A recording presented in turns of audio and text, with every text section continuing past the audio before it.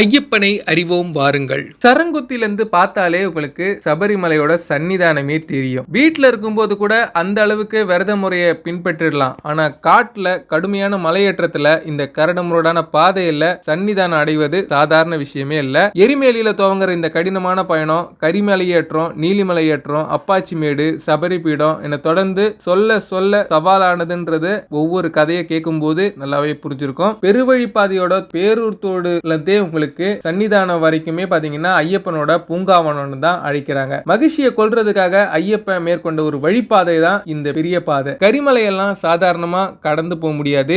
7 அடுக்கு கொண்ட மலைப்பகுதி தான். குளிர்காற்று, ஆங்காங்கே ஓய்வு, மலையேற்றத்தோட கிளைமேக்ஸ் பாத்தீங்கன்னா நீலிமலை, அப்பாச்சி மேடு, சபரி பீடம் வரைக்கும் வந்துட்டீங்கனாலே சன்னிதானத்தை நெருங்கிட்டோன்ற ஒரு எண்ணம் வந்துடும். ஊர்ல இருந்து வாகன பயணமா வரும்போதும் சரி, எரிமேலில இருந்து பெருவழிப்பாதையா தொடங்கினாலும் சரி, பம்பைக்கு வந்து சிறுவழி பாதையா ஏறினாலும் சரி, எல்லாத்துக்குமே நம்மளுக்கு துணை இருக்கிறது இந்த சரண கோஷங்கள் தாங்க.